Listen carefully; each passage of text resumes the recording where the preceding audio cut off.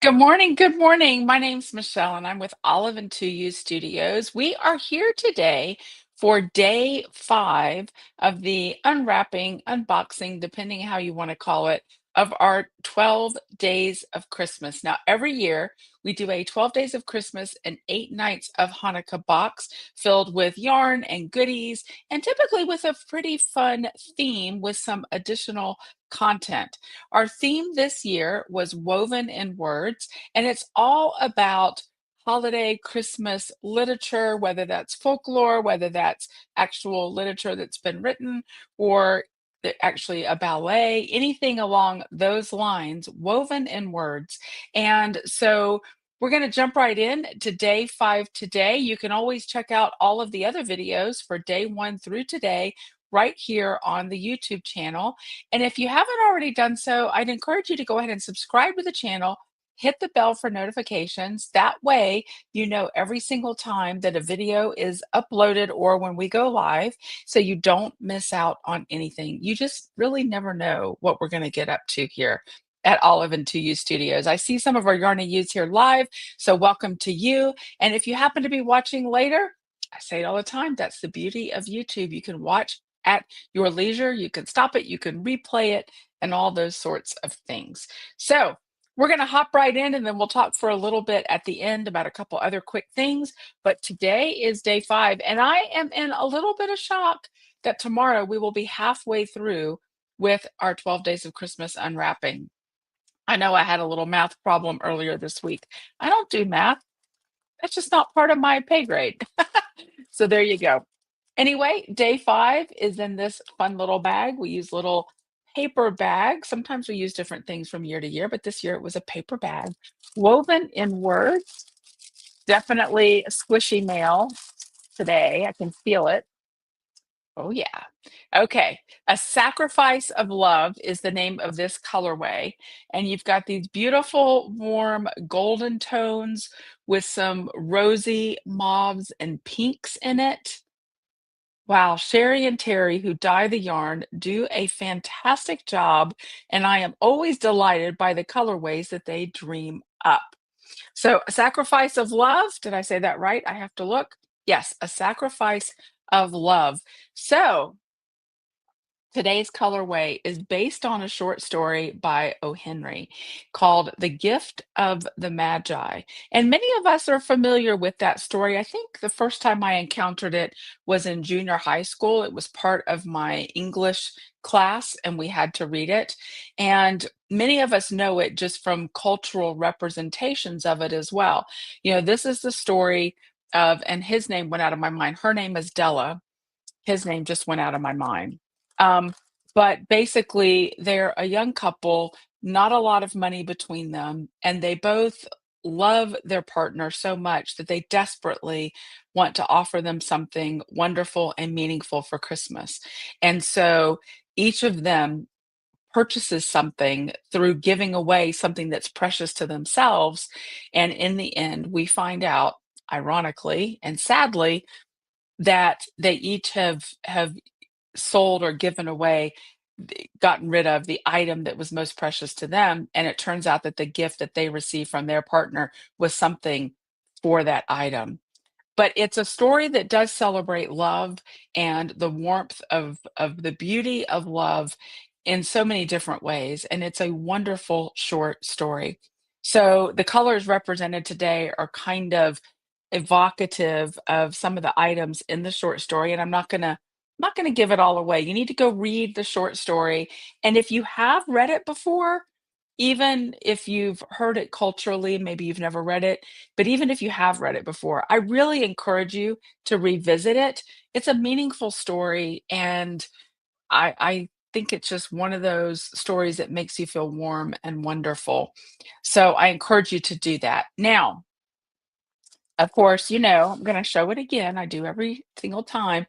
You've got your little insert with the QR code that will take you directly to our landing page with some additional content. And today, I think there's 4 links there today to explore, including a recipe link for a gift of the Magi loaf or cake. And it's got all kinds of good things in it. I've never made it. When I discovered it, um, I just kind of glossed over it. Now I want to go back and look at that link again and maybe make that cake. So the gift of the Magi cake, the link that I gave you, I think actually links to a Catholic site, but there are all kinds of sites that offer that particular recipe. So, but there's other links as well there, including one that takes you to the short story, one that actually takes you to a video of the short story being read aloud, which I found really good, and just some additional information that I think is helpful. Kim is asking if the name is Jim, and I do believe it is. You think I'd remember that name, but I think it is. I think it's Jim and Della are the characters. So thanks for that, Kim. All right, let's go ahead and do our recap through the other days. I'm going to leave this one out. So day one was soft, squishy mail as well. This was Prologue and Pine from Little House in the Big Woods. Beautiful. Day two, this is where it starts getting hairy for me because I'm taking them out of the bags and I hope I remember which one to put it in. Day two was Clara's Dream, based on that particular scene in the Nutcracker, beautiful silvers and pinks. Kind of get them all in order here. Day three was based on the Nutcracker as a whole, the ballet, which is a super fun gusseted tote bag, the Nutcracker Book Club, 'Tis the Season to Crack a Book. I thought that was super fun. It's one of my favorite things so far. Okay, day four, in addition to all the great yarn. Day four is a super fun colorway, Visions of Sugar Plums. This is from the poem by Clement. There it is, Visions of Sugar Plums, beautiful. And then, of course, today five is a sacrifice of love. So I find it interesting that the colorways, from year to year, we don't guarantee that the colorways are all going to coordinate, especially when we have such sort of disparate subject matter as we do this year in kind of the literature and the stories of the season. That's a good theme to have, but it doesn't mean that the colorways or the interpretations of the colorways are all going to match up.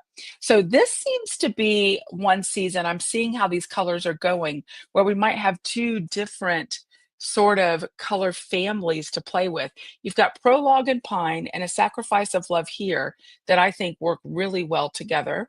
And then over here, we have Clara's Dream and the Sugar Plum one, Visions of Sugar Plums, that definitely work well together and are in a similar family. So as we go through, I think there's definitely a way that you can incorporate these together. Certainly those three could go together also. Let me see if I can get them all up here. Well, they're not cooperating.